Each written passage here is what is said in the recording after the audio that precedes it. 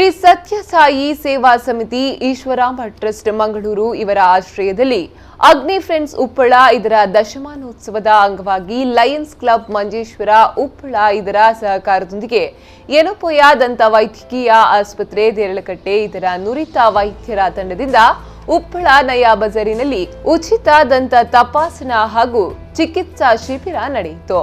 ಲೋಹಿತ್ ಕುಮಾರ್ ರವರ ಅಧ್ಯಕ್ಷತೆಯಲ್ಲಿ ನಡೆದ ಶಿಬಿರವನ್ನ ಕೆಎಂಸಿ ಆಸ್ಪತ್ರೆಯ ಹಿರಿಯ ವೈದ್ಯ ಡಾಕ್ಟರ್ ಕಾರ್ತಿಕ್ ರವರು ಉದ್ಘಾಟಿಸಿದ್ರು. ವೇದಿಕೆಯಲ್ಲಿ ಗಣ್ಯ ವ್ಯಕ್ತಿಗಳಾಗಿ ಶನೀಶ್, ಪ್ರಸಾದ್ ಕೆ, ಸುರೇಶ್, ಭರತ್ ಕುಮಾರ್, ಹೆಬ್ರಿವಿಲ್ ಹಾಗೂ ಡಾಕ್ಟರ್ ಶಫಾ ಮೊದಲಾದವರು ಉಪಸ್ಥಿತರಿದ್ದರು. ಇನ್ನು ಚರ್ಮ, ಎಲುಬು, ಕಣ್ಣು, ಮಕ್ಕಳ ಚಿಕಿತ್ಸೆ, ಕಿವಿ, ಮೂಗು, ಗಂಟಲು ರೋಗಿಗಳು ಶಿಬಿರದ ಪ್ರಯೋಜನವನ್ನ ಪಡೆದರು.